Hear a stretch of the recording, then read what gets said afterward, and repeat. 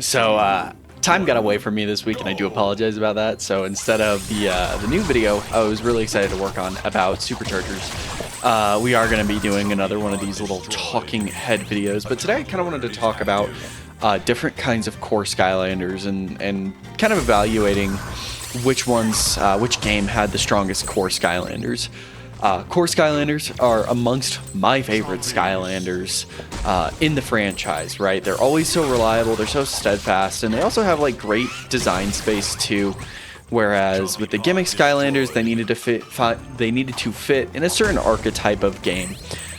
Whereas with core Skylanders, you had really dynamic playability, as well as you could build really unique kits, and you had a bit better design space, at least in my opinion. Additionally, most of the time you'd always get a core Skylander included in one of the adventure packs, which added even more onto it. And I think core Skylanders were really great ways to supplement certain games where it felt like the gimmicks were lacking. And when Superchargers didn't have them, I was absolutely heartbroken. But without further ado, let's talk about which Skylanders game has the best core Skylanders. But before that, quick message. But first, before we talk about any boring stuff like core Skylanders, we're going to talk about this guy and what's happening with him. So, happening on February 21st, so next Saturday, which should be a week from when this is posted, don't hold me to it, at 12 p.m. Mountain Standard Time, I'm going to be doing a marathon stream, playing different Skylanders games, where this guy is finally going to go to one of you guys. To make sure that you're entered into it, make sure that you are in the Discord server and you have the giveaway enjoyer role. Also, I'm going to be handing out tons of giveaway entries for this, so just make sure that you're tuned into the stream, you're hanging out, chatting. That's the best way to get a couple more entries, as well as you're in the Discord server, so I can actually make sure I can get this guy to you. So February 21st, Mountain Standard Time, 12 p.m. That's when this guy is going to be part of the marathon stream, and we're going to be giving him away. Alright, and now that we're back from that message, we're just going to have some Skylanders Swap Force gameplay over the background as I kind of talk over this gameplay. But first things first, I won't be evaluating Skylanders Spyro's Adventure in this, mainly because, I mean, that's all they had, right? And I feel like that's a little bit unfair to evaluate the game based off of having no other gimmick Skylanders rather than the original cores that were released, on top of, I think it's pretty obvious, at least in my opinion, that Skylanders, Giants, Swap Force, and Trap Team all had better core Skylanders than that game. Additionally, factoring into this evaluation is going to be it's going to be all the core Skylanders. So it's going to be new core Skylanders, light core Skylanders, as well as remodels. Now, going game by game that I'm going to be talking about today, Skylanders Giants, I always thought, you know, it was definitely the game where they experimented the most, and they had really cool bits, right? It was definitely precedential in the way that they set up how they were doing core Skylanders alongside gimmick Skylanders.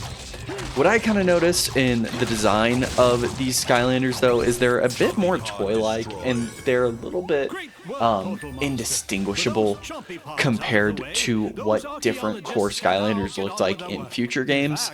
These were felt like things to play with and toy-like, rather than being new updates or pushing boundaries with the game. Their silhouettes were really recognizable, as well as they kind of have an outdated look. On top of that, I think Giants cores really focused on the basics. They didn't add a ton of new stuff to it. You could take a lot of the core Skylanders from Giants, the new cores they released from Giants, pick them up, put them into Skylanders Spyro's Adventure, and they'd be relatively indistinguishable. I will say Giants did the best light core Skylanders. I think the way they were able to implement them, as well as utilize the light core technology within those Skylanders, while also being able to just kind of pick the best Skylanders to do it.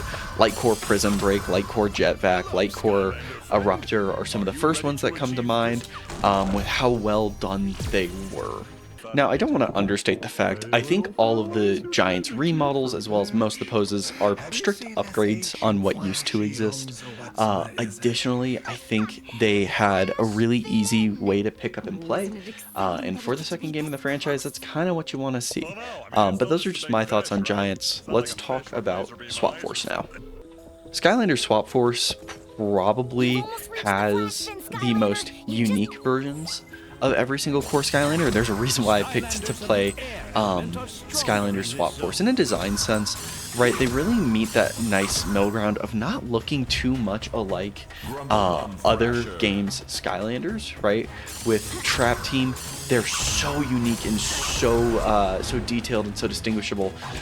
Some of them you can kind of lose that Skylanders feeling or the aesthetic from, whereas with Giants, as I mentioned earlier, they're really simplistic. I think what Skylanders Swap Force does really well with their core design is they iterate and improve upon what already exists while being able to maintain the feeling that, yeah, these are still Skylanders. If you saw these on a shelf somewhere, it's like, yeah, these are Skylanders from Skylanders Swap Force. Among that, there are some absolute fan favorite Skylanders that came out of Swap Force. I know in particularly Roller Brawl is super duper popular. Frino is really well beloved. On top of my absolute GOAT Starscream. She was super cool. I also think the remodels in this game were done the best out of any in the franchise. I think a lot of the ways they were able to add on to design elements were really well done, right? The two that come to my mind first, honestly, are the two tech remodels, so Sprocket Series 2 and Trigger Happy Series 3. Man, did they just absolutely nail their design. Killed it out of the park. I also think they did really well with other ones. Chill, Series 2 Chill comes to mind. Series 2 Pop Fizz also looks great. You wish to get a little bit more out of the light cores, but you still had enough with the light cores. I think the biggest light core that stands out to me is Light Core Warnado and Light Core Whamshell are really, really well done and add so much depth to how these Skylanders were designed. I really don't think there is a single core Skylander in Swap Force that misses. Additionally, they have the best gameplay in it, and if it makes it sound like I like Swap Force the most, it's probably because I do. Originally, I was a big fan of the Trap Team cores because I really liked the detailed and how well those characters looked. But as I played with them more, I kind of just appreciated the better gameplay and the more unique gameplay that the Swap Force cores brought. So there's my opinions on Swap Force. Break in the action. We're gonna pause here.